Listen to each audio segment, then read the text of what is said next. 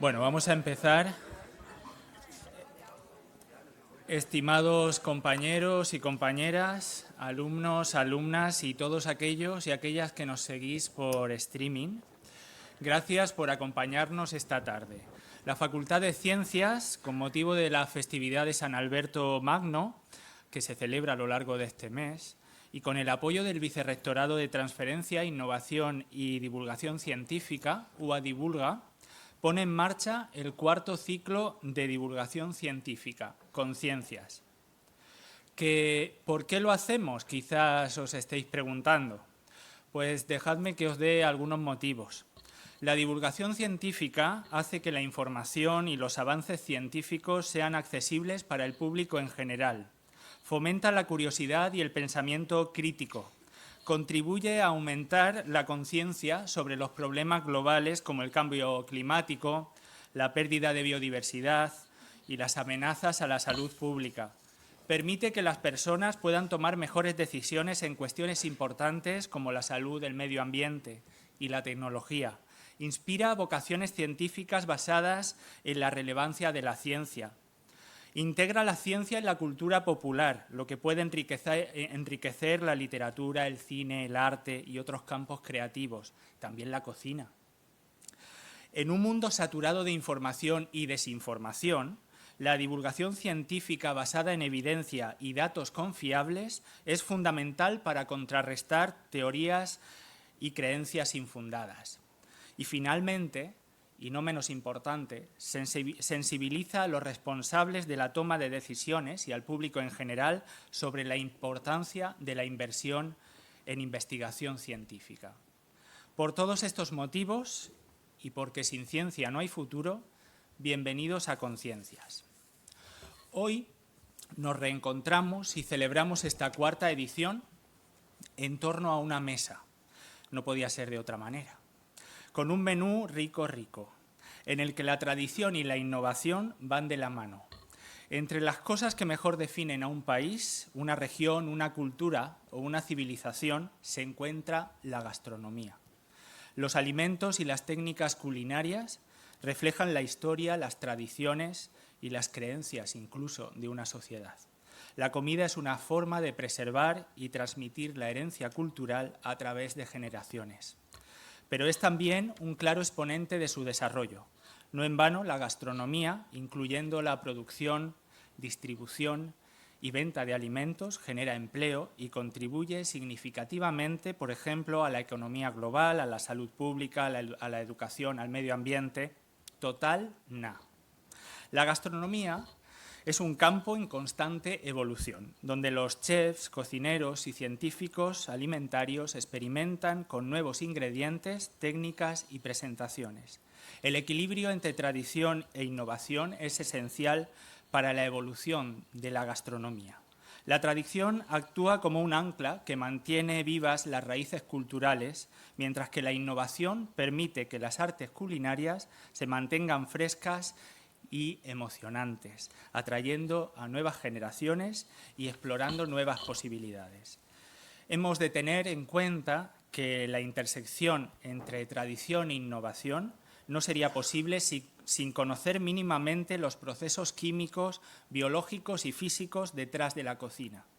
Desde la química de la caramelización hasta la microbiología que influye en la fermentación de alimentos, la ciencia aporta un fundamento sólido a la creación de nuevos platos. Y justo ahí es donde surge la magia, celebrando el pasado y el futuro, macerándose a fuego lento a base de recuerdos de otro tiempo, cocinándose con una pizca grande de imaginación y creatividad y poniendo toda la ciencia en el asador. Hoy celebramos esta magia con Aurora Torres y Arantxa Valdés. Muchas gracias. Ahora presento. Empezaremos con Aurora, chef y cocinera nacida en Formentera del Segura, en el corazón de la Vega Baja. Se ha formado con los más grandes cocineros y cocineras del momento: Pedro Subijana, Elena Arzac, Quique da Costa, Ricard Camarena y un largo etcétera. Sus restaurantes, La Herradura y Lula, siempre han mantenido un alto grado de implicación y compromiso social, siendo pioneros en la implantación de menús especiales sensibilizados con enfermedades incipientes y nuevas formas de alimentación, sin gluten, sin lactosa, menús vegetarianos, menús veganos. La Herradura tiene un solete Repsol y Lula un sol Resol. Aurora dice ser cocinera y chef, de profesión, pasión y vocación. Esto puede parecer redundante porque en los tiempos que corren todo el mundo quiere ser chef, pero cada vez se necesita cocinar menos. Cada vez hay más chef, pero menos cocineros. Y Aurora es ante todo cocinera. Desde aquellos tiempos en que corría por el restaurante de su abuelo, entre ollas y fogones, a estos tiempos más recientes en que va rompiendo moldes por todos los rincones del mundo, desde San Petersburgo, Londres, Edimburgo, etc., en diversos foros gastronómicos, nacionales e internacionales, numerosos programas de televisión, locales, regionales, nacionales y últimamente en Canal Cocina, si no me equivoco. Finalmente, Aurora también pertenece a diversas asociaciones como Mujeres en Gastronomía, Eurotoques y la Asociación Profesional de Cocineros y Cocineras de la Comunidad Valenciana, siendo vicepresidenta y delegada para la provincia de Alicante. Y colabora, por supuesto, con entidades educativas, con la formación de jóvenes que estudian, como muchos de vosotros y de vosotras, grados en gastronomía, y con los diferentes CDTs, siendo miembro de sus consejos directores. Es un honor, por tanto, contar esta tarde con Aurora Torres, que nos hablará de tradición y experiencia en gastronomía. Muchas gracias. Me ha dejado, no sé si se oye bien. ¿Se oye bien? Bueno, después del discurso de Julio, que me ha dejado ahí sin palabras, yo voy a intentar hacerlo lo mejor posible. Muchas gracias por estar aquí. Me ha dejado sin la mitad del discurso. Vaya, hombre. Porque lo que os venía a contar yo un poco era cuando yo empecé en la cocina, pues en la cocina era una época hace unos 15 o 16 años que era todo muy igual, ¿no? Siempre íbamos, había surtido de ibéricos, esto y esto. Y digo, me aburren estas cartas completamente. Me aburren estas cartas y además no son sabores que reconozco, porque no son sabores que tengan que ver nada con Alicante ni con la comarca de la Vega Baja. ¿Por qué no empezamos a hacer territorio y empezamos a hacer cosas, elaboraciones, producciones, y empezamos a investigar con lo nuestro? ¿Por qué siempre valorar lo de fuera más que lo nuestro? Fue donde me centré, ¿no? Vamos a empezar con la algarroba. Os he traído una pequeña muestra de todo lo que hacemos, de todo lo que encuentro por el campo, elaboro y empiezo a preparar. Bueno, esto es una vaina de algarroba, no sé si la conocéis, ¿vale? Es un producto que se ha puesto muy en valor. Yo lo llevo usando ya 3 años, 4 años, pero verdaderamente cuando empecé a utilizarlo fue por post-pandemia. Cuando llegué a la Herradura un día, estaba todo cubierto con un manto negro. No sé si fue una señal o un aprovecha todo esto que tienes aquí. Empecé a tratarlo, a deshidratarlo, pero la forma más fácil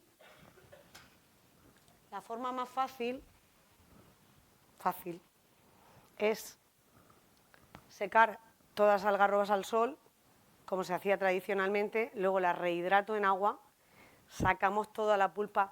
Lo que está claro es que para conseguir un producto de elaboración propia no se hace de un día para otro, ni se hace voy a sacar un producto y lo voy a sacar ya. Tienes que estar varios años tratando un producto hasta que al final consigues hacer una base madre, que le llamo yo, de algarroba, que con ella hemos podido hacer helado, estamos haciendo pan y en este último menú hemos hecho una Nutella o una nocilla. Vale, pues esta algarroba lo que hacemos es sacar toda la carnecita, luego la ponemos en un silpad, la secamos en el horno a 90 grados hasta que consigue tener... ¿Cuánto tiempo la tenemos? Hasta que huela a café, hasta que huela a tostado. Depende de la humedad que tenga, depende de lo que lo hayas hidratado y depende del tiempo que tenga esa algarroba ya seca. No es lo mismo coger una algarroba seca del árbol que coger una algarroba seca ya del suelo. Os invito a que cojáis algarrobas, bueno, ahora ya están a 4 euros y pico, la hemos puesto en valor, pero antes estaban a 20 o 30 céntimos, que es un producto con el que se puede sacar, tanto para hacer espesantes. Yo lo que hago con ella es, pasa una más, es un chocolate, ¿vale? Hago una nocilla y hago este postre. Ese postre es originario de Benijófar. Benijófar es una localidad que está al lado de Formentera de Segura y hace menos de un año que me enteré que había un postre original de allí que se llamaba Canutes en Pascua. Es una caña del río rellena de chocolate, en este caso de algarroba, que era lo que se llamaba chocolate de los pobres. Entonces lo que hacían es dárselo a los niños para que los niños chuparan y saciasen la necesidad de comer. Bueno, y aquí veis cómo estamos haciendo la nocilla. Os invito a prepararla porque es una maravilla. Simplemente hidratarla, después de tener ese polvo, hidratarla con leche de almendra, añadirle un poquito de azúcar y espesar. La propia algarroba va a hacer de espesante y os va a hacer una textura de nocilla o de Nutella, como queráis llamarlo, bastante rica y además que aguanta sin tener ningún tipo de conservante. ¿Os habéis quedado muy serios? Muy callados. Hay una cosa muy chula. Venga, vamos al caqui.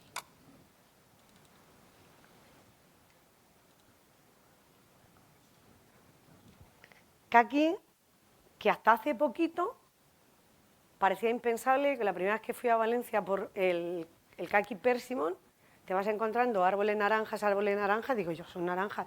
No son naranjas, son caqui. Ahí vais a ver solo dos herramientas, ¿vale? El caqui pelado, una tijera y una grapadora. Así es como paso yo las horas de mi I+D, que es levantarme a las 7 de la mañana, irme al restaurante y hasta las 12 que empiezo a trabajar,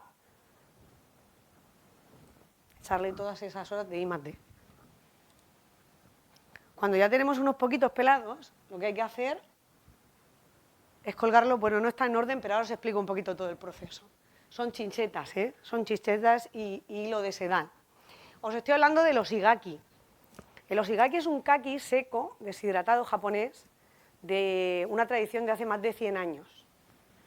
Cuando yo lo conocí y me puse a estudiar el tema del oshigaki, dije, ¿qué diferencia tiene el oshigaki de las pasas de la Marina Alta, de los dátiles de Elche o de los higos secos de la Vega Baja? Ninguna. Lo que pasa es que si se llama oshigaki y tiene nombre japonés, pues igual sí lo compramos.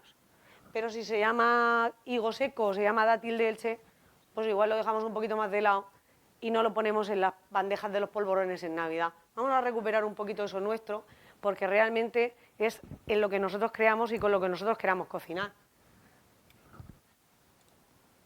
Ahí tenemos unos poquitos más. Ya os digo que tenéis que hacer, cuando hagáis una investigación o un trato de un producto, tiene que ser a cantidades brutales, porque de ahí a lo mejor luego te salen 2, te salen 3, te salen 4. ¿Los veis un poquito más altos? Bueno, y ahora os explico cómo se hace el proceso. Sí, pásalo. Con eso lo que hacemos es un queso, ¿vale? Un queso de kaki. Y con el queso de kaki hacemos unas conservas. El kaki tiene una gran propiedad y su azúcar invertido lo que hace es que no necesita nada más que esterilizar el bote, hacer una mermelada con el propio azúcar que él tiene, envasarlo al vacío y hacerlo al baño María. Ese kaki os va a durar más de un año, esa mermelada. Y con esa mermelada madre podéis hacer luego gelatinas o hasta incluso cortar el queso fresco, que es lo que hacemos nosotros, un queso fresco. No se ve bien, pero en la parte de abajo hacemos una galleta de una chía rehidratada con almendra y usamos otra cosa también olvidada que se llama pebrella, orégano de pobres. ¿Por qué usamos una especie que se llama Hoshuwan y no usamos pebrella? ¿No lo habéis preguntado? Porque es que fuera de Alicante hablas de pebrella y no sabemos de qué hablamos. Pues os invito a eso, a que utilicéis, que indaguéis, que le pongáis productos de la zona a vuestras elaboraciones. Bueno, de aquí creo que no hay nada más, porque había preparado unos vídeos, ahí se ve un poquito mejor. No sé si hay algún vídeo del kaki. ¿Cuál quiere? Pues empieza a poner atajo sin voz, porque además es... Lo primero que vamos a hacer es seleccionar un buen kaki de la nevera del súper, una buena cantidad de kakis, y con mucha paciencia pelarlos todos. Algo más, todavía nos quedan por pelar. Unos pocos. Unos 50 kilitos. Vale, ahora los vamos a escaldar durante 2 minutos. 2-3 minutos si veis que no, el caqui todavía no se le clava la uñita, ¿vale? Que tiene que quedar un poquito blanco. 2 minutos y los sacamos. Es importante la forma, ¿vale? Que la Pasados forma 3 quede minutos totalmente. en la olla, los hemos escaldado y quedan con brillo. Y quedan así.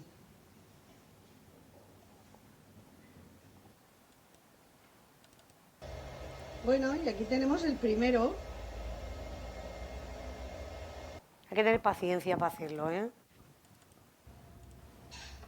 Y luego lo que hice fue romper una barbacoa. Veis que le he roto una pata. Y los ahumé con pebrella. Primero le puse una mallita de una mosquitera y luego ahumarlos con pebrella para que ese aroma del caqui, del oshigaki, integrase muy bien con el aroma de la galleta. Quedan negros, quedan muy feos, pero al cortarlos queda como un higo seco. Es que es lo mismo que la preparación de un higo seco. Tenéis que tenerlos pues unos 2 meses. Ahora es la época de kaki. Persimmon empieza ahora, o sea, ahora es cuando tenéis que empezar a hacer esta elaboración, si queréis. ¿Alguna pregunta de esto o esperamos luego al final de preguntas? Vale. Pasa a otro producto. A ver, dale a ver. Carbón vegetal. Dale, dale. Sí, dale al carbón vegetal. Y luego pasamos al isonet. Pero a este quítale el esto que le he dicho a mi marido que no le pusiera el audio y que estaba yo cantando de fondo. El siguiente sí que lo puedes poner. Bueno, lo que hacemos en Lula para ahumar una caballa, yo tengo el restaurante rodeado de limones y de laurel. Eso hay que optimizar, hay que utilizar todo lo que tienes alrededor.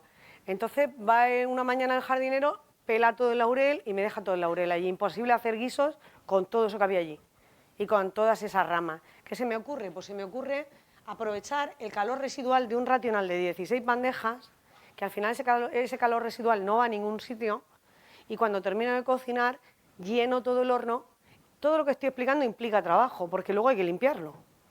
Pero si tú dejas toda la noche las ramas, las cortezas de limón, las ramas, y no sé si hay otro vídeo con las ramas dentro todas las ramas del limonero, que están semitiernas, o sea, las han cortado porque están secas, pero por dentro todavía están tiernas, lo que conseguimos con eso es un carbón vegetal. ¿Ves? Todas las ramas, las cortezas, todas las pieles de naranja y las pieles de limón, que luego ponemos en una barbacoa pequeñita. Están secas por fuera pero tiernas por dentro para conseguir poder ahumar un plato con hojas de limonero y conseguir ahumar esa caballa. Tiene mucho más sabor ese carbón, es mucho más económico, lo tenemos a la mano y creo que consigue dar un toque muy especial a los platos. Vamos a ir a las huevas, lisones y luego ya... Yo me he traído un montón de productos, me he dejado un montón allí, pero bueno. Este plato consiste en deshidratar y en hacer un salazón o un semisalazón con un producto tan nuestro como es la quisquilla de Santa Pola. Lo que hacemos es comprar las huevas, las quisquillas cuando están desovadas, cuando tienen la hueva. Eso es más sencillo. Es menos sencillo sacarle todas las huevas con estas pincitas que llevamos aquí así, pues con mucha paciencia. Unas pinzas que se ponen ahora aquí en los lados de las chaquetillas, pues se sacan todas las huevitas, o con una de las cejas, da igual. Se sacan todas las huevitas, se estiran en un silpad, mirad qué bonita que queda, después de 6 horas de trabajo. Las estiramos bien porque las huevas lo que tienen que hacer en el silpad es quedar, no puede quedar ninguna sobrepuesta, tienen que quedar todas a la par estiraditas. Hacemos con las pieles, optimizamos las pieles de la quisquilla y con las pieles de la quisquilla lo que hacemos es añadir un poquito de tapioca y hacer una galleta que también deshidratamos durante 6 horitas a unos 90 grados y conseguimos hacer un bombón, que no sé si ahí no se va a ver, el bombón de las huevas y la galleta que la sobreponemos con una quisquilla que marinamos con agua de mar, con lo cual esa quisquilla le estamos dando... Estamos usando el 100% de la quisquilla y no tener ninguna merma. Esa es la última, ¿no? Sí, bueno, pues aquí dentro de esta cajita hay un bombón. Dentro de esta cajita hay un bombón con las huevas de la quisquilla.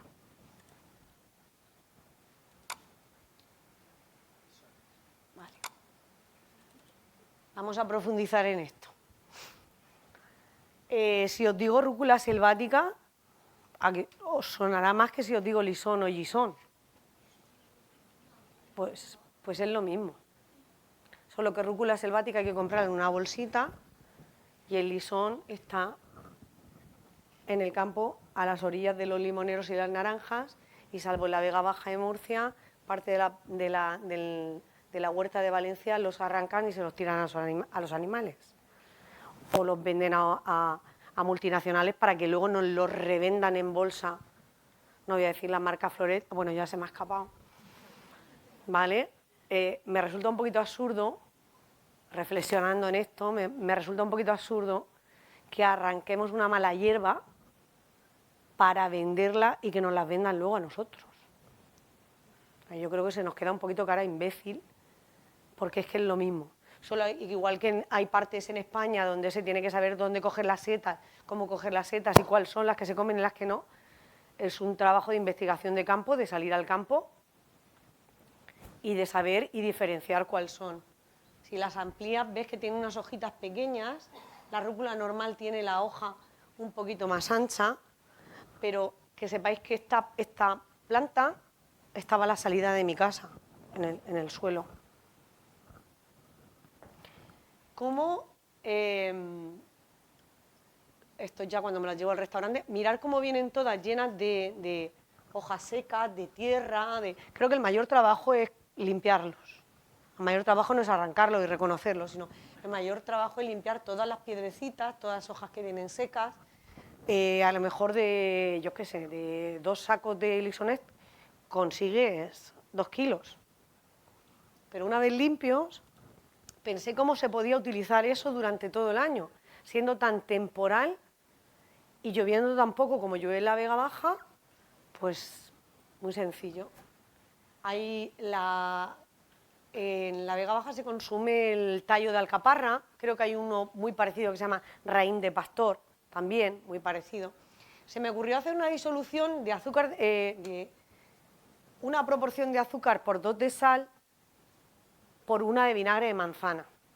El vinagre de manzana no es tan áspero, no es tan fuerte y no se carga el sabor del lisón, sigue manteniendo esa frescura y esa textura, y le añadí unas cortecitas de limón como gran conservante, el limón, el azúcar, el vinagre, y entonces lo que hacemos con eso, que ahora luego lo enlazamos con los tomates. No hay más foto, pues estará en los tomates, ahora veréis lo que hago con los lisones. Pero bueno, ya hay señoras que vienen a pedirme que le haga una ensalada con estos lisones que he preparado porque la quieren probar a ver cómo están, para comparar un poquito con el fresco. Pues vamos al tomate, vale. Y así enlazamos. Esta foto no es muy buena, pero bueno. Cuando el tomate está en plena temporada, que es verano, yo recuerdo antiguamente que mi madre siempre hacía tomates en conserva, tomates de pera, guardábamos los tarros de cristal durante todo el año.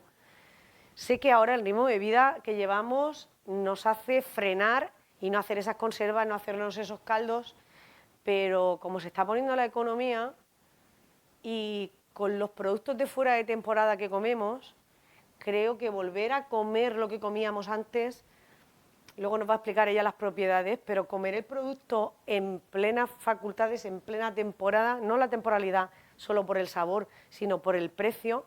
La gente cuando ha probado el tomate que he preparado, ahora os digo como lo he preparado, ha dicho, joder, qué sabor, ¿no?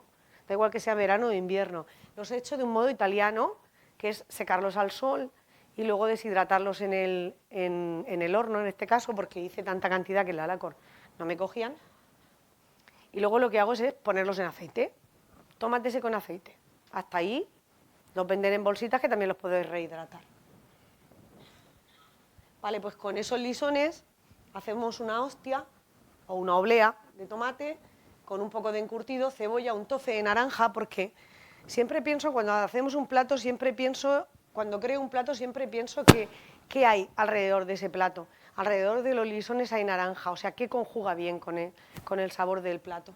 Y entonces ponemos un tofe de naranja y los lisones arriba, el tomate seco y una y una olea de tomate. El sabor es brutal. O sea, cuando rompes todos los lisones con la...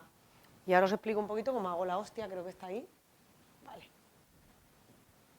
Son los tomates secos que se han quedado un poquito más feos, los que no están bonitos para poner en los platos, con nada, un gramito de azúcar y un poquito de clara de huevo. Con lo cual, cuando despegas, luego hay que recortarlos todo con la tijera para que quede muy bonito y perfecto, pero cuando despegas queda una hostia crujiente de tomate seco con un sabor brutal, porque hemos cogido ese tomate cuando mejor estaba, cuanto más barato estaba y cuanto más sabor estaba.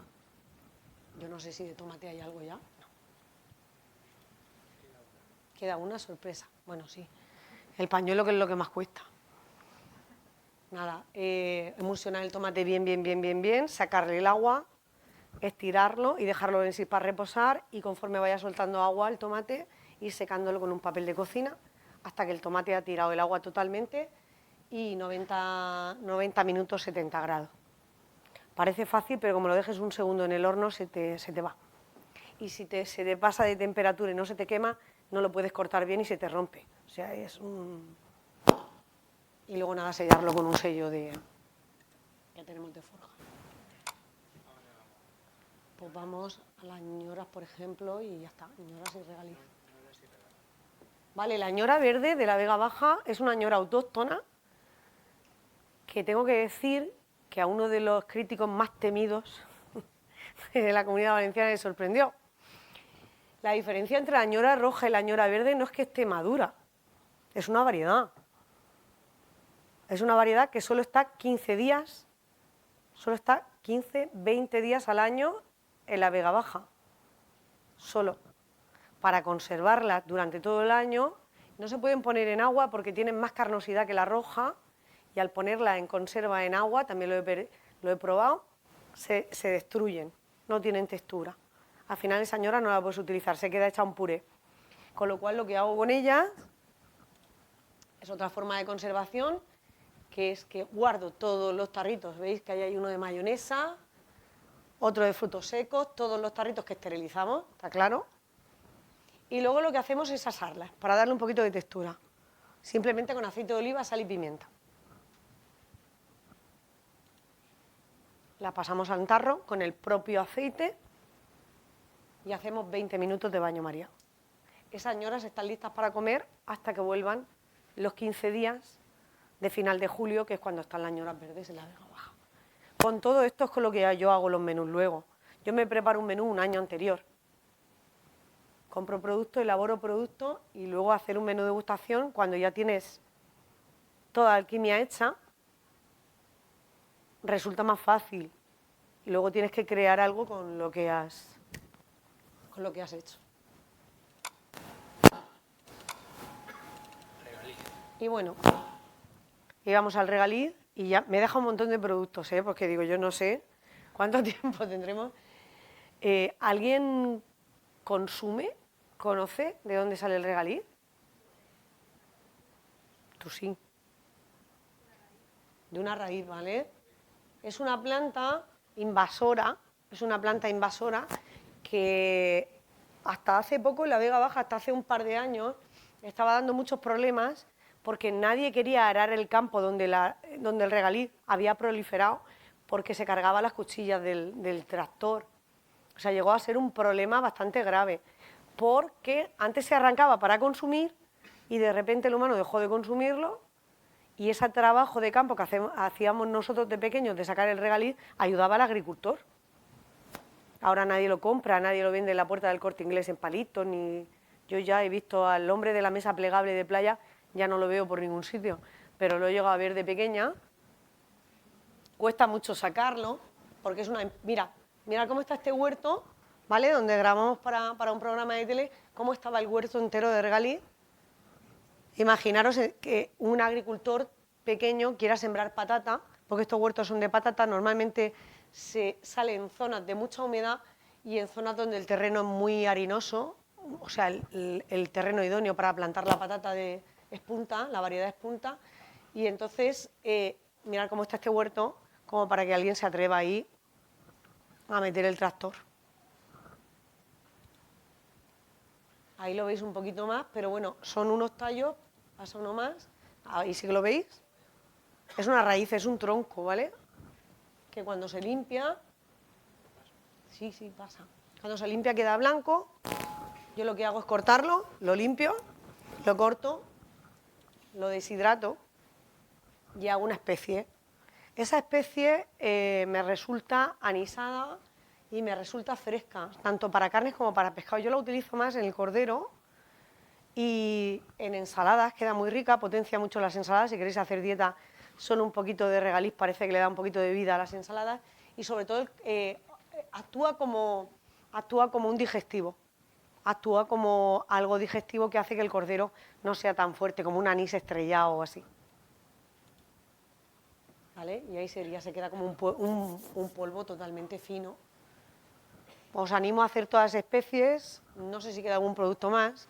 Os animo a usar productos, tanto en casa como en cocina, si os dedicáis a alguien a la cocina, productos de la comarca y sobre todo a poner en valor lo que nos rodea, que es lo que nos hace ricos, tanto económicamente como personalmente.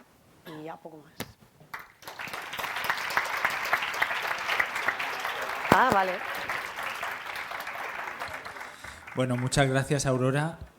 Es tiempo de si tenéis alguna pregunta, algún comentario, queréis preguntarle alguna curiosidad.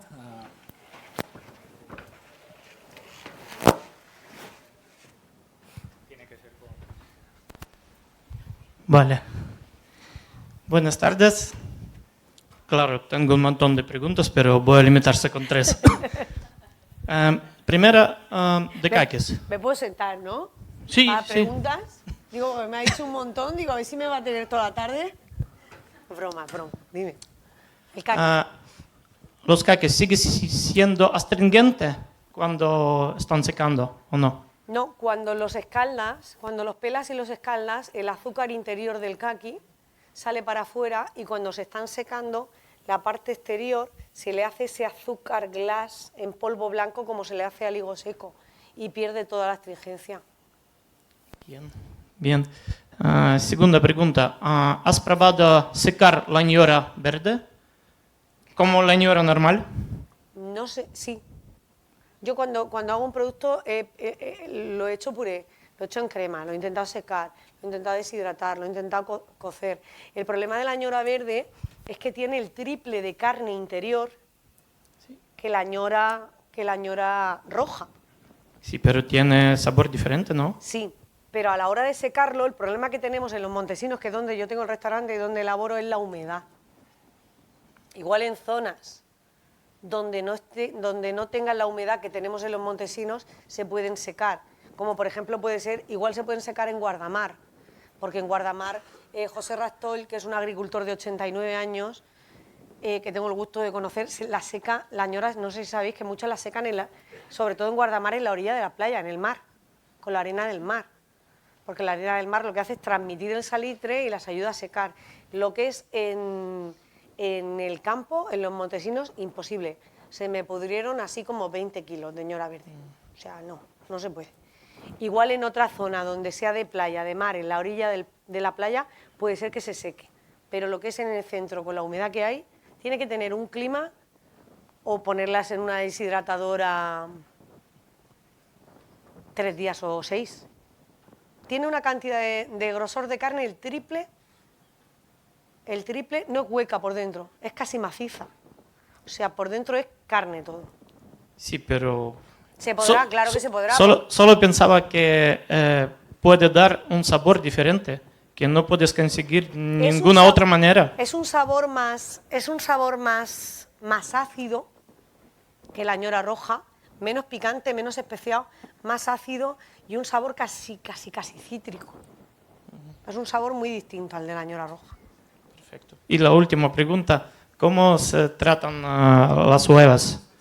¿Están saladas o en una salmuera? Las huevas las ponemos primero en salmuera con agua y azúcar y luego al estirarlas las dejamos secar un poquito en el silpat y luego lo que hago es una tarrina francesa, un micuí, ¿vale? Las recojo y las estiro en placas en una tarrina francesa 70 grados 90 minutos con un poquito de vapor hasta que consigo que suelte un poquito liga y entonces hago el bombón. Vale, gracias. Nada. ¿Alguien quiere aprovechar por allí? Tenía una pregunta sobre lo de los kakis. Cuando los secáis, la idea esa de secar el kaki, ¿la tuvisteis de los métodos orientales que normalmente usan esos métodos para...? Sí, yo me cogí el método oriental, estuve leyéndome un montón de artículos, de libros, de vídeos, de tutoriales, de tal. Pedí los 50 kilos de kaki y me puse a hacerlo como en algunos me enteraba porque lo habían traducido al español, en otros no me enteraba, y fui haciendo una fusión un poquito entre el método de lo que me enteraba con el de los higos secos. Fui haciendo una combinación de las dos técnicas, pero vamos, básicamente que es la misma. Es escaldarla, igual que las pasas, escaldarla muy poquito y luego secarla bien separada para que no junten un kaki con el otro y les entre aire por todos los sitios. Si lo hace, lleva mucho cuidado con la humedad también. Nosotros es que jugamos con un factor que es la humedad que nos fastidia muchas cosas. La espalda y los kakis. Bueno, ¿alguna cosa más? Sí.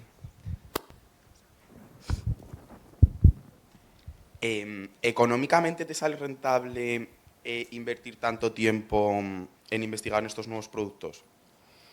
No sé si me sale rentable económicamente. Bueno, sí sale rentable porque los productos que compro los compro en plena temporada, cuando más baratos están, no me arriesgo más veces. Otras veces no me ha salido tan rentable.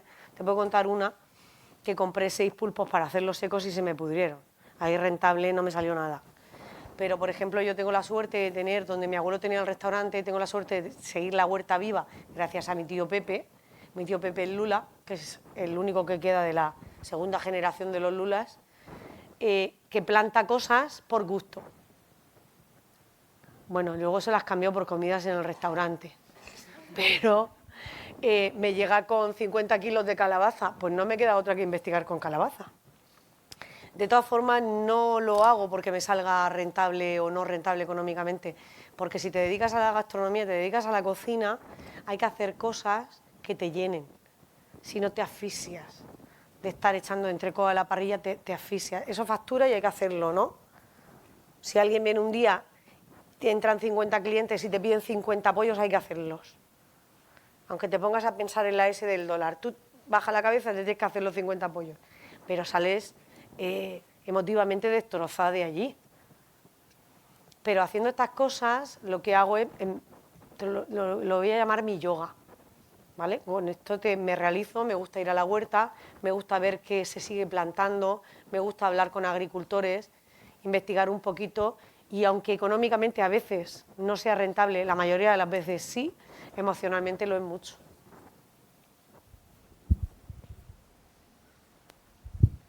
Vale, volvemos con los kakis. Venga. ¿Cómo consideras que el kaki ya está bien hecho? Porque yo también lo he hecho en casa, así colgado también. Primero que se me cae a veces Sí, la fruta. hay que graparlos bien con una grapadora de estas profesionales. ¿Pero solo las hojas con el hilo o parte Ostras, si yo te dijera las técnicas que he utilizado para atarlo, mira, primero intenté atarlo solo del pezoncillo de arriba, del ganchito, Claro, yo lo porque hay que pelarlo dejando el ganchito, la mitad en el suelo, no sirve. La segunda es hacer un nudo marinero, ¿vale? Un nudo marinero con el sedal y pasarlo a través de las hojas, pero no solo por la corona, porque puede ser que se te caiga al suelo. Hay que engancharlo por la corona hoja a hoja y luego enganchar un poquito de la parte superior de la carne, o sea, que quede como un pellizquito de carne también, porque ahí es donde el hilo va a penetrar dentro del kaki y al secar queda el hilo metido dentro. Vale. Entonces ahí no se te cae. Y también me interesa mucho sobre el queso de kaki. Pero eso, en plan, ¿lo hace con base lactosa de leche o es algo vegano? Lo hago con soja. Sí, rehidrato soja, ¿vale? Luego la cuezo, la licuo y la corto con el oshigaki. Es un queso de soja. Y cuando quieras saber cuándo un kaki está bueno, si tienes 200 colgados, vas cortando uno y cuando te lo comes y no te hace así, ya están. Porque como es la primera vez que los hago, yo calculé 20 días, al final los tuve que tener 25, pero realmente es cuando empieza a salirle ese azúcar blanco por fuera, que ya te está diciendo que el caqui está hecho. Hola, buenas tardes, lo primero. No sé, no veo, sin gafas y encima no sé dónde. ¿Aquí? Ah, here. Ah. Bueno, antes has hecho un comentario acerca de que si los kakis se llamaran de otra forma, o sea, de un nombre extranjero, podrían tener más repercusión en el mercado. Y me preguntaba acerca de eso. ¿Y crees que el producto nacional se está devaluando y se está dando más importancia al extranjero? Y además también el producto nacional se exporta más que antes.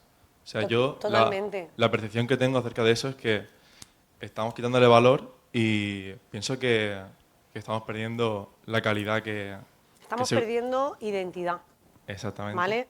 Creo que gracias a Dios las modas y las tendencias en la cocina están cambiando. Cada vez estamos haciendo cosas más... Antes era impensable ver un arroz en un menú de degustación. Y ahora cada vez, por suerte, y digo gracias a Dios, valoramos más un buen arroz. Y antes decía, voy a comerme yo un arroz en un restaurante, me como un solomillo, que no es lo que no me como nunca, ¿no? Ahora esa tendencia está cambiando un poquito y el producto... siempre ha habido... La gastronomía y en los restaurantes en sí siempre se han guiado por las modas.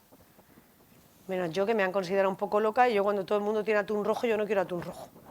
Yo se ve que voy nadando contracorriente. Pero sí te digo que hace unos años, hará 10 años, Ángeles, que está aquí, me va a corroborar, nos dio por el rollo tailandés, ¿no? Un poquito era todo casi thai, todo era tailandés. En todos los sitios veías cosas con tendencia tailandesa.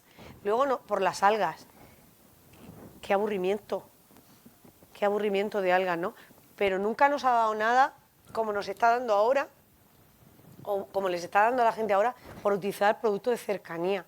Yo creo que ha habido un antes y un después de la pandemia y de la crisis esta que hubo y las huelgas de la gasolina, que todo lo malo sirve para algo bueno, y cuando nos quedamos sin suministros de algo, ¿de dónde tiras? Tiras de lo que tienes alrededor. Eso creo que ha dado un vuelco también y ha tenido mucho que ver en las modas, en la gastronomía, y sí, valoramos siempre más lo de fuera que lo nuestro, y creo que eso es lo primero que hay que cambiar. Se está cambiando, ya poco a poco se está cambiando. Bueno, pues muchas gracias, Aurora. Vamos a continuar con Arantxa. Ahora me bajo yo a escucharla.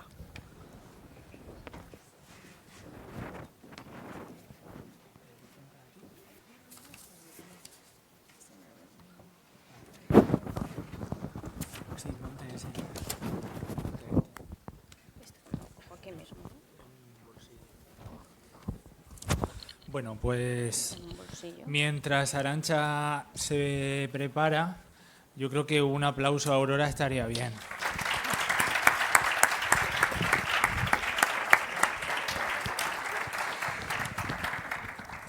A Arantxa quizá la conocéis más, ¿no? Sí. Arantxa es diplomada en Nutrición Humana y Dietética por la Universidad de Alicante, licenciada en Ciencia y Tecnología de los Alimentos por la Universidad Miguel Hernández, máster en Introducción a la Investigación en Física-Química, Química e Ingeniería Química, especialidad Química Analítica por la Universidad de Alicante. Arantxa es profesora, desde hace pocos días titular, enhorabuena, del Departamento de Química Analítica, Nutrición y Bromatología de la Universidad de Alicante, el mismo departamento en el que defendió su tesis doctoral en el año 2014. Su carrera investigadora se centra, entre otros ámbitos, en el estudio de la estabilidad oxidativa de diferentes alimentos lipídicos envasados, el envasado activo de alimentos con capacidad antioxidante, el uso de aditivos sostenibles para polímeros en envasado de alimentos, los compuestos biodegradables reforzados con fibras naturales, revalorización de residuos agrícolas. Y paro aquí porque si no nos tirábamos un buen rato. Luego dicen que las matemáticas son complicadas, pero esto me suena muy difícil. Más allá de su labor docente e investigadora, Arantxa desarrolla una intensa labor como coordinadora académica del grado de Gastronomía y Artes Culinarias de la Facultad de Ciencias, sumida, como hoy, en un sinfín de actividades e iniciativas. Es, por tanto, un honor contar esta tarde con Arantxa Valdés y su conferencia El sistema sensorial, un goloso consumidor de improbabilidad. Muchas gracias.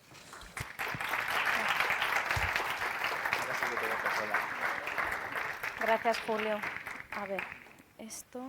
No se me escucha, ¿verdad? Tengo que coger el micro. Vale. ¿Hola? Ahora. Vale. Uy, mucha cosa me veo yo en las manos. Buenas tardes. Bueno, ya me conocéis, los que estamos aquí presentes. Nos vemos varias veces a la semana. Bienvenidos, gracias por venir, por asistir. Gracias también a Aurora por acompañarnos esta tarde. Para mí, mucho aprendizaje. Y bueno, voy a intentar conectar algunas de las cosas que has estado comentando con lo que os he preparado esta tarde. Muchas cosas ya las hemos visto en el aula, bien en primero, bien en tercero, bueno, más o menos algunas cosas os van a sonar, pero os traigo algo que quiero conectar con técnicas de conservación de las que ha hablado Aurora esta tarde, ¿vale? Bueno, puede ser que algunas cosas os he dicho que os van a sonar. Ya sabéis que cuando hablamos de calidad del alimento, no solamente nos estamos refiriendo a esas propiedades físico-químicas, microbiológicas que están relacionadas con esos aspectos nutricionales, esos aspectos toxicológicos, de seguridad alimentaria, sino que también hablamos de la calidad sensorial. Esto va y viene, ¿verdad? ¿Me puedo poner aquí?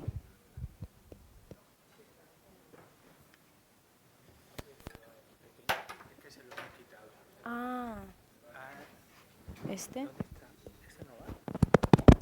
Vale. Vale, ¿ahí me escucháis? ¿Bien? ¿Más o menos? Vale. Bueno, comentaba que la calidad de un alimento, cuando hablamos de esto, no solamente nos referimos a esas propiedades relacionadas con seguridad alimentaria, físico-químicas, microbiológicas, también hablamos de la calidad sensorial. ¿Por qué? Porque eso es lo que va a generar en muchas ocasiones ese rechazo o esa aceptación por parte del consumidor. Cuando hablamos de calidad sensorial, acordaros que siempre hablamos de esa interacción entre las propiedades características del alimento, pero también de todo lo que rodea al individuo que se va a enfrentar a esa percepción sensorial, es decir, esas condiciones fisiológicas, ¿no? el estado en el que se encuentren sus receptores sensoriales, las condiciones psicológicas, todo el entorno ético, sociológico, eso es lo que al final nos va a definir esa calidad sensorial del producto. Lo que va a suceder es cuando se produce esa percepción sensorial, vamos a tener estimulación por parte de diferentes estímulos, ya sabemos, mecánicos, térmicos, auditivos, etcétera, van a ir estimulando nuestros receptores sensoriales, los cuales se encuentran en nuestros sentidos corporales. El oído, el olfato, el gusto, el tacto, la vista. Toda esta información al final llega a nuestra principal zona o centro de control, que es nuestro cerebro. Ahí se gestiona toda esa percepción sensorial, toda esa información que hemos recibido y se genera una respuesta, ¿no? Bueno, ya sabemos que esta percepción sensorial o esa valoración sensorial es algo que tenemos innato desde que nacemos y además es algo que va evolucionando en el tiempo y en el espacio y esto va a depender un poco de nuestro entorno. Me vais a permitir, algunas personas de aquí ya lo conocéis, otras no, me vais a permitir utilizar un pequeño vídeo un poco para ejemplificar esto. A ver, ¿dónde estoy?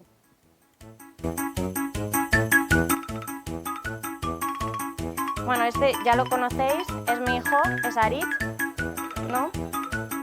Uy, perdón. Ay, no se ve. A ver si ahora no lo voy a poder poner aquí, a ver. Aquí no. Vale, quito aquí. Vale, ahora sí. Bueno, esta es la primera vez que Aritz probó una rodaja de limón. Nadie... Y esta es su reacción, totalmente inocente. Sí.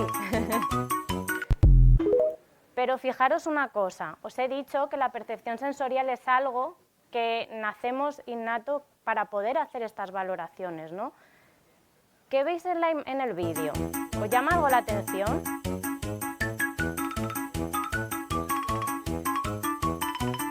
Exacto.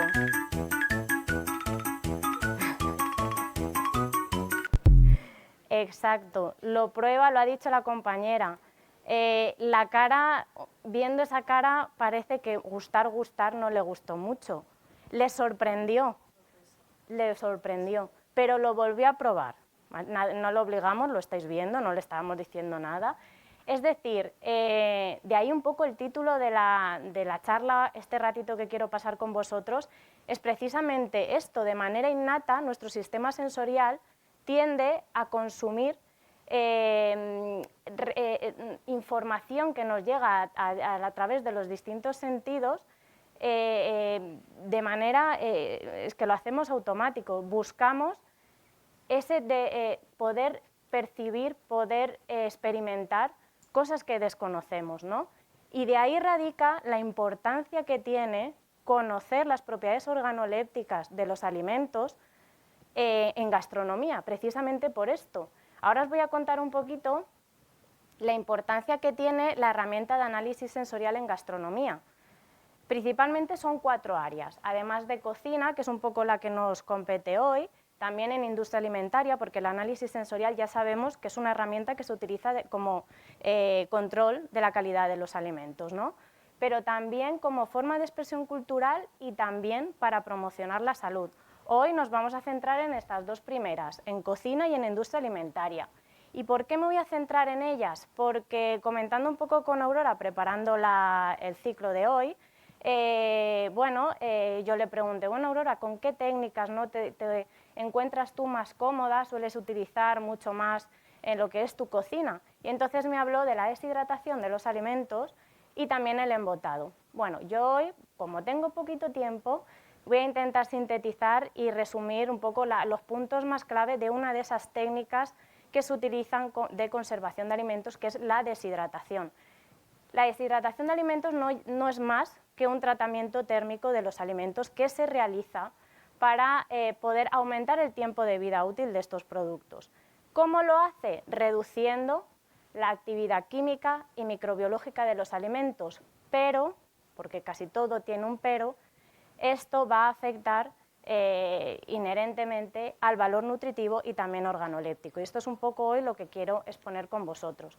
Hay diferentes tratamientos térmicos de los alimentos, tenemos tratamientos un poquito más suaves, Aurora ha comentado alguno, escaldado, pasteurización, son tratamientos suaves porque al final el tiempo, temperaturas que se utilizan suelen ser menos drásticos, temperaturas suaves que requieren, este tipo de técnicas, requieren en general una combinación con otras técnicas de conservación, puede ser posterior refrigeración, posterior congelación.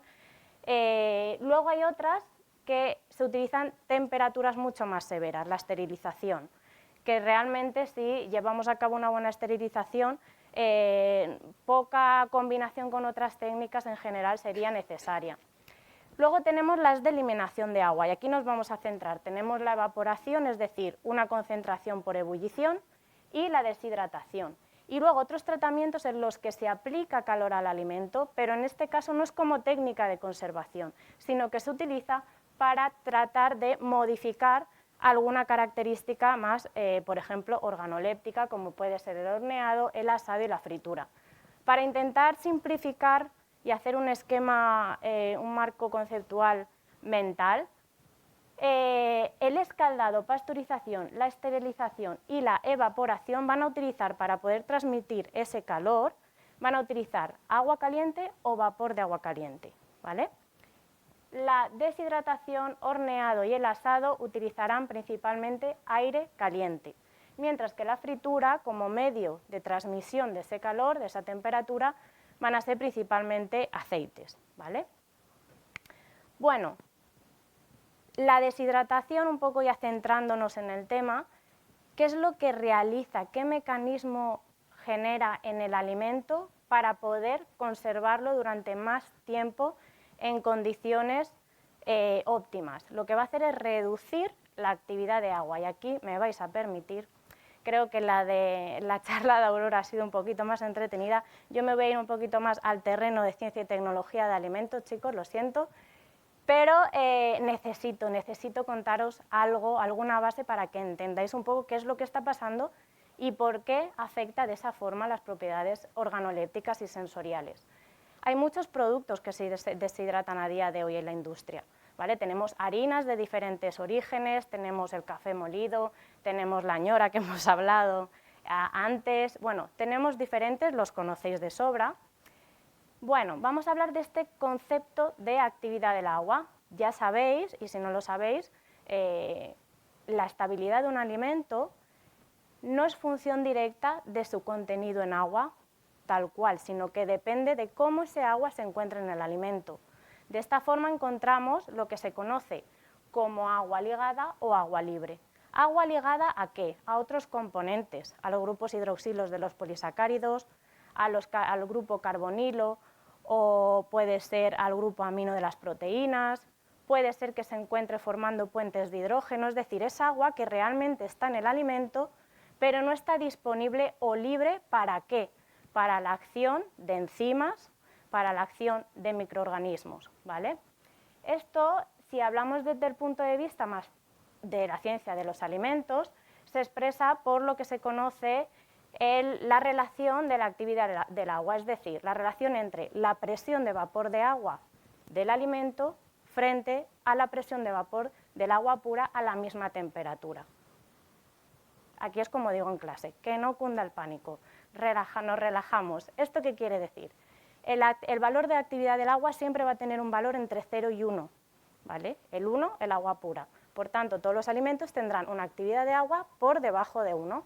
Cuanto más bajo sea ese valor, quiere decir que menos actividad, menos agua libre va a haber presente en el alimento y por tanto va a ser mucho menos perecedero, es decir, porque va a haber menos agua disponible para esa acción enzimática, para esa acción microbiana, ¿vale? De ahí que surja este conocido diagrama en el que se ve un poco la velocidad de los diferentes tipos de degradaciones que pueden suceder en un alimento por efecto de esa actividad del agua. Entonces, lo que vemos aquí en el eje X son los valores de la actividad del agua de 0 hasta 1. Y en el eje de las Y vemos cómo va variando la velocidad de los diferentes tipos de degradaciones de estos alimentos. Por tanto, se podría decir que por debajo de 0,7 el crecimiento de hongos se reduce bastante, lo mismo a partir de 0,8 con levaduras, a partir de 0,85 el crecimiento de bacterias y luego tenemos algunas que se dan actividades de agua mucho más bajas, como puede ser la actividad enzimática, como por ejemplo esas pérdidas de coloraciones por la polifenoloxidasa, etcétera, o el pardenamiento no enzimático y un caso especial, ya sabéis, que es la oxidación de lípidos. En este caso se puede ver perfectamente cómo este tipo de degradación de los alimentos, la oxidación de lípidos que nos van a dar lugar a percepciones que nos resultan en general desagradables, esto se da cuando tomamos un alimento que es rico en ácidos grasos, principalmente insaturados, lo probamos y decimos, ¡puf!, esto está rancio. ¿Qué ha pasado? Esto. La oxidación de lípidos, por ejemplo, lo que nos dice es que no necesariamente la degradación de los alimentos va relacionada con ese valor de el contenido en agua libre que tenga, porque veis, la oxidación de lípidos coge su máximo entre 0,1 y 0,2, luego disminuye y posteriormente aumenta. Esto es importante y esto se tiene que conocer siempre que se manipule alimentos, porque en función de esto y en función del objetivo que se busque, las técnicas de conservación y la manipulación va a ser diferente, ¿vale? Bueno, creo que ha pasado lo peor de todo, ¿vale? A partir de aquí todo va mejor. En alimentos, ¿qué tipos de deshidrataciones se suelen utilizar? Aurora ha comentado alguna, por ejemplo, el exponer el alimento al sol. Aquí os pongo el pulpo, ese plato de pulpo seco que se ve mucho, es muy característico también de Denia, el pulpo seco. Luego tenemos esa deshidratación por contacto con aire caliente, el tipo de mecanismo ya sabemos que es convección, o bien por contacto directo con una superficie caliente, ¿vale? Este mecanismo de transmisión de calor de conducción. También hay otras formas de deshidratación. Liofilización, es decir, hay un paso directo del agua en estado sólido a estado gas sin necesidad de pasar por ese estado líquido. liofilización, esto se da a presiones bajas y a temperaturas muy bajas. Y luego también la osmótica, es decir, se sumerge el alimento en esas soluciones ricas en azúcar, en sal, y por ósmosis, es decir, intentan equilibrar esa diferencia de concentraciones entre el interior del alimento y el exterior. Lo que se produce es que al final el agua que está contenido en el alimento tiende a ir hacia el exterior y se produce una deshidratación.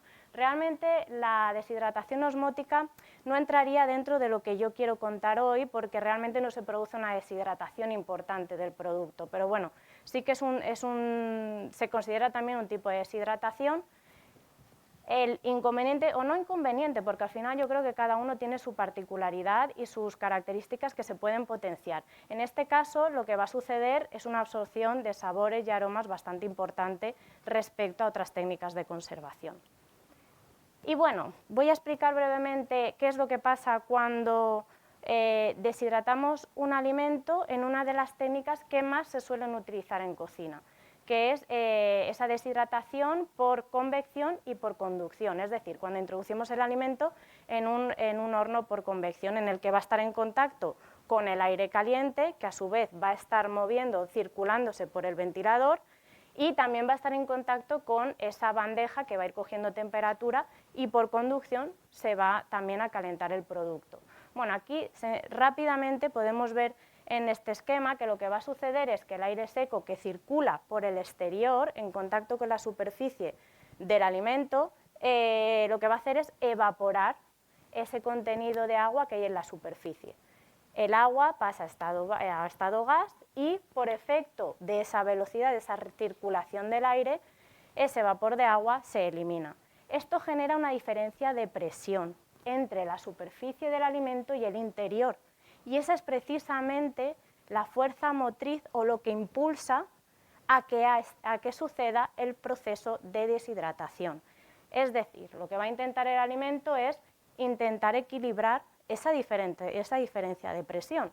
Se van a producir desplazamientos del agua que está contenida en el interior del producto hacia el exterior. Hay desplazamiento por capilaridad. También vapor de agua que se genera en el interior tiende a escapar por esos capilares hacia la superficie, y luego también hay una concentración de solutos que hay en el interior del alimento en la superficie. Y esto que os acabo de explicar muy brevemente, muy sintetizado y muy resumido, es lo que va a hacer que los productos deshidratados tengan unas propiedades organolépticas particulares. Bueno, ¿en qué nos van a afectar?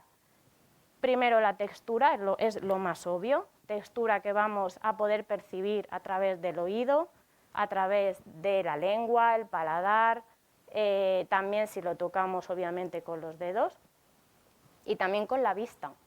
Luego van a haber también variaciones en los olores y en los aromas, que lo vamos a percibir por el olfato y por el gusto. Y por último, el color, también va a ser muy evidente. Vamos a empezar con la textura. Yo creo que me da tiempo a repartir una cosita. Vale. Los de primero podéis coger pipas, los de tercero podéis coger caramelos. Vamos a hacer una actividad que algunos ya conocéis, sobre todo los que estéis en tercero y en cuarto, que también nos acompañan. Vosotros lo que más el resto lo que más rabia os dé, el caramelos o pipas. Mientras esto pasa, mientras se reparte, voy a explicar qué es lo que sucede en la textura. Cuando hablamos de alimentos deshidratados, a todos nos viene a la cabeza, nos puede venir a la cabeza.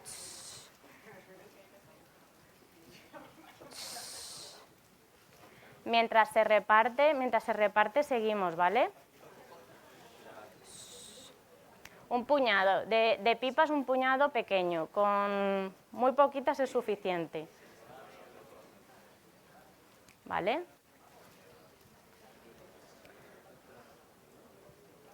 ¿Volvéis a mí? Mientras se reparte, vamos a ver el primer efecto que tiene este proceso de deshidratación, que es lo más evidente, ¿vale?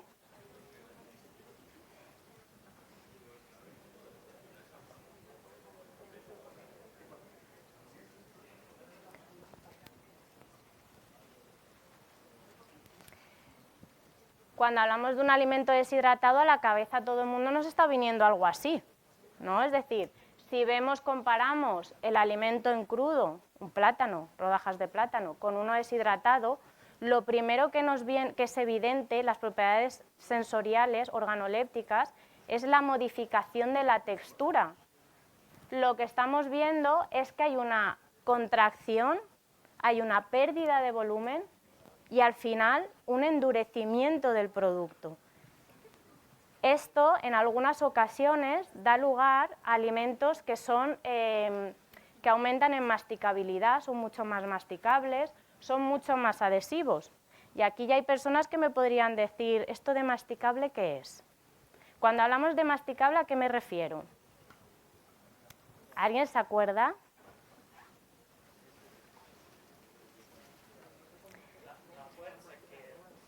Oleg se acuerda, a ver. Es la fuerza que tratas para convertir un producto en más líquido que puedes... Vale, sí, va por ahí, es decir, la masticabilidad está relacionada con la fuerza, correcto.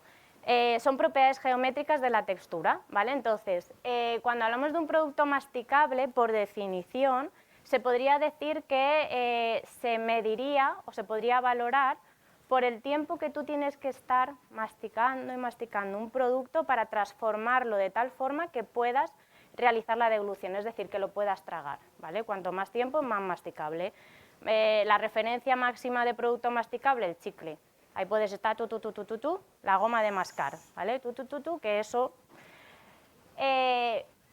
Otra propiedad de la textura, la adhesividad. ¿Alguien que me recuerde qué era esto de la adhesividad? ¿Os acordáis? Podéis utilizar también ejemplos, ¿eh? En la sala tenemos jueces entrenados. Que se quede pegado. La adhesividad nos mide un poco la fuerza que necesitamos realizar para poder despegar un alimento de una parte dura de la boca, por ejemplo, de los dientes, del paladar. Los caramelos tipo toffee son un producto de referencia en cuanto a adhesividad. Pues bien, los productos que deshidratamos, utilizando esta técnica de conservación, lo principal, lo que vemos, lo que más llama la atención es esta modificación de la textura y en algunos casos que se vuelven más masticables y se pegan muchísimo más. ¿Esto por qué se da? A ver, escuchadme que ya están por ahí. No probar los caramelos que os estoy viendo, ¿eh? Que os estoy viendo. Que me da algo, que si no... Esto se va a dar por la estructura de las paredes celulares y luego también se da algo bastante curioso en frutas y verduras. En frutas y verduras, en ocasiones, se da lo que se llama el endurecimiento superficial, cuando trabajamos a temperaturas muy elevadas. Entonces, en este caso, puede ser un efecto deseado o no.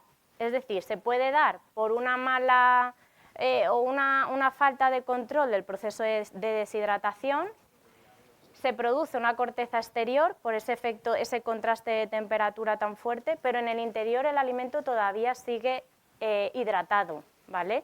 Entonces, esto hay que llevar cuidado, sobre todo si se utiliza la técnica como sistema para aumentar el tiempo de vida útil, ¿vale?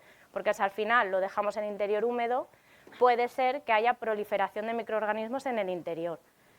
Se puede dar por este lado o puede ser algo que se esté buscando. ¿Por qué? Porque si realizamos esa deshidratación a alta temperatura primero, un choque importante, se produce la corteza, pero luego reducimos la temperatura y se termina de evaporar el interior, lo que hacemos es generar un producto mucho más poroso. Esto, si luego se quiere rehidratar, es muy interesante, ¿vale? Porque tiende a generar esos poros en el interior, tiende a absorber mucho más posteriormente el agua de reconstitución. Y luego, bueno, sí que es verdad que la deshidratación, como lo estoy planteando, esta técnica, en carnes y pescado no se suele utilizar mucho. ¿Por qué? Porque se produce una descomposición de la estructura terciaria y cuaternaria de las proteínas, ¿vale? Esto os tiene que sonar, ¿vale? Cuando se rompen esas estructuras, pierde la capacidad de absorber agua y se genera una estructura muy, muy dura, ¿vale? Por eso no se utiliza tanto. Bueno, vamos a olores y aromas. ¿Por qué os he repartido los caramelos y demás? ¿Tenéis claro esto de olores y aromas qué es? ¿Esto lo tenéis claro? Claro, los que estáis en tercero y en cuarto sí, no chivéis. Silencio. Voy a hacer una pequeña... Estos atributos, olores y aromas, al final los vamos a percibir por el mismo sentido corporal que es el olfato. El olfato está dentro de la nariz, justo en la pituitaria amarilla, que conecta con el bulbo olfatorio y de ahí se transmite toda la información al cerebro. Cuando olemos, ¿vale? En el olfato, bueno, parece de otra forma, en el olfato hay dos vías para poder percibir diferentes atributos. Vamos a hacer lo siguiente, os voy a pedir que hagáis conmigo la siguiente actividad. Y voy rápido porque Julio me está mirando con cara de no hay tiempo, ¿o no?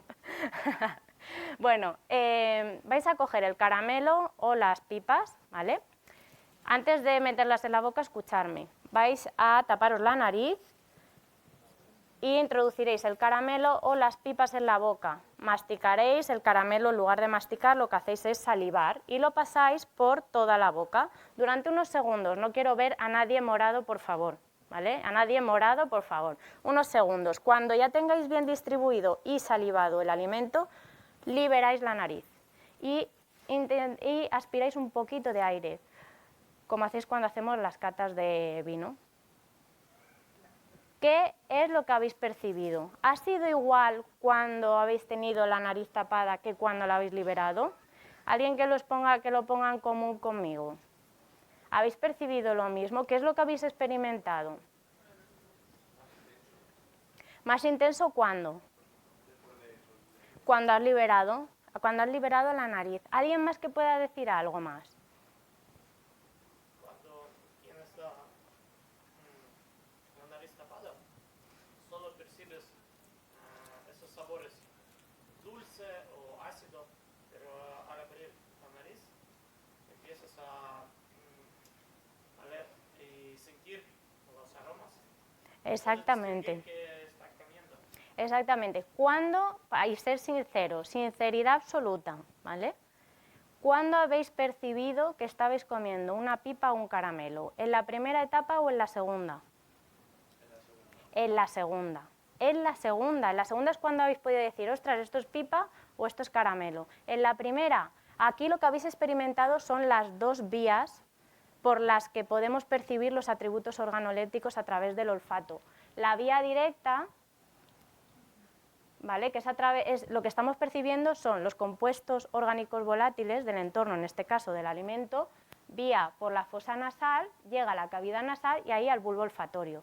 Por esta vía nasal directa lo que percibimos son los olores.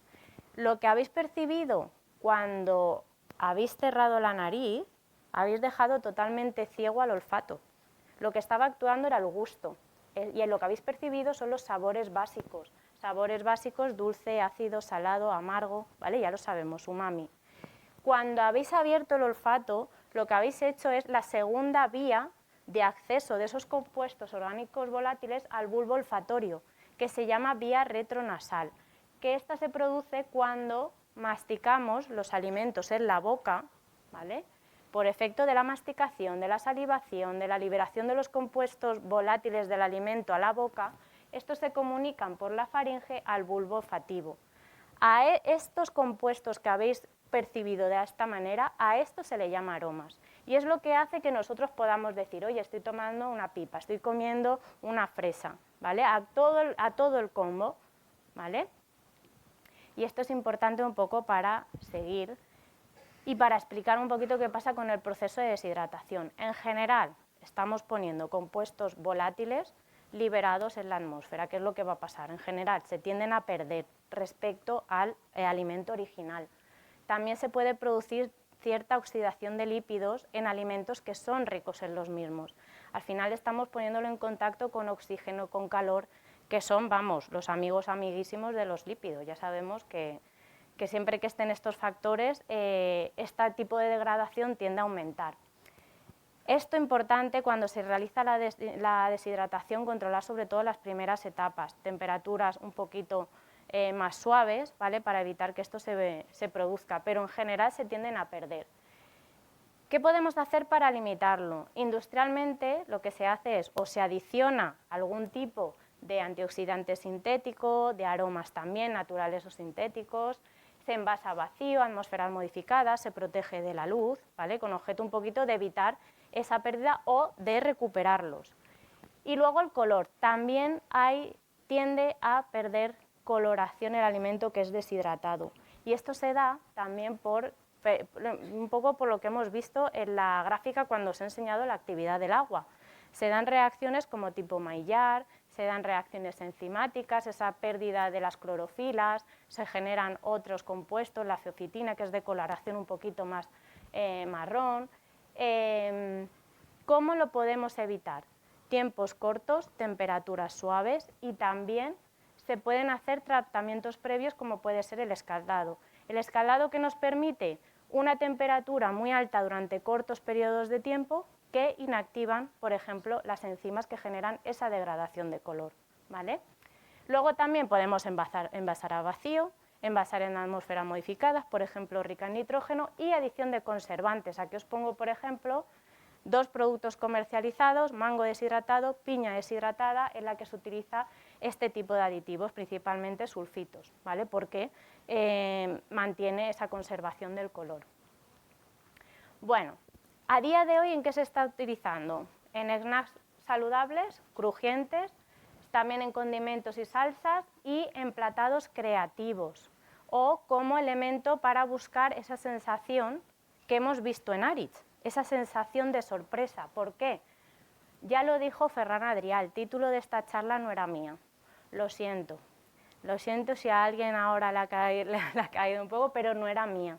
El título de la conferencia viene todo citado por uno de los grandes representantes de nuestra gastronomía, un poco por ese movimiento, por esa base científica que siempre ha querido mostrar, que al final lo que nos dice, y esto es así, que nuestro sistema sensorial es un goloso consumidor de improbabilidad.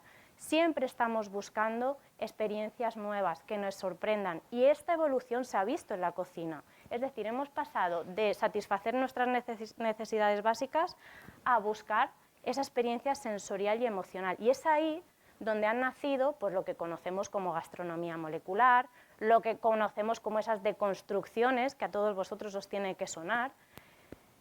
Y bueno, para cerrar, decir que sensorialmente, para buscar estas sensaciones, este tipo de factor sorpresa, en general se intenta equilibrar 3 dimensiones: los aromas, los sabores y, por último, la textura. Por eso hoy me quería centrar en la deshidratación de los alimentos, porque es una de las principales estrategias que se utilizan para esto, para buscar platos equilibrados y sorprender al comensal. ¿Cómo? Hay más de 60 texturas diferentes, ¿vale? En general se busca mínimo combinar 2 grandes grupos, lo que se conoce como una textura suave, ahí tenéis algunos ejemplos, mousse, espumas, geles, etc., y unas texturas más crujientes, tipo galleta, tipo crumble, y eso es lo que se suele utilizar para llevar a cabo esos platos equilibrados. Y con esto termino mi ponencia, lo siento si me he pasado un poquito, espero que os haya resultado interesante.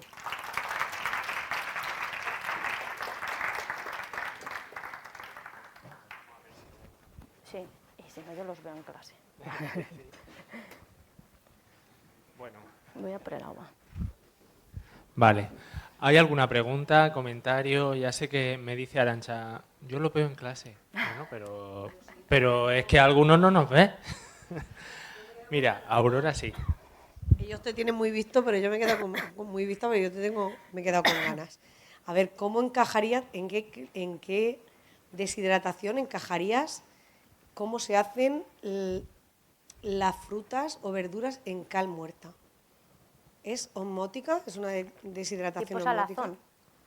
¿No? No, en la cal se utiliza muchas veces para escaldar, por ejemplo, calabaza, para hacer, por ejemplo, la fruta de los roscones, que se hace en cal muerta. Yo Porque entiendo que ponía es como sal y azúcar. como una no osmótica, sabía, sí. ¿no? Entiendo que sería como una osmótica.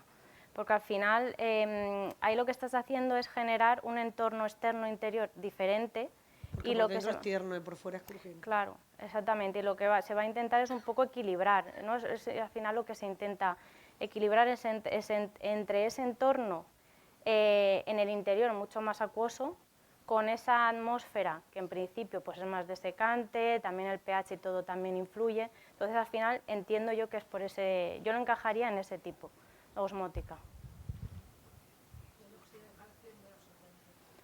Eso es. Una cosita más por ahí, ¿no? Bueno, pues muchas gracias, Arantxa. Un aplauso para ella. Y bueno, con esto cerramos la primera sesión de conciencias. Os esperamos el 20 de noviembre en una sesión que está dedicada al grado de óptica y optometría, pero no por ello deja de ser interesante. Noviembre a las 11 aquí mismo. Muchas gracias por acompañarnos.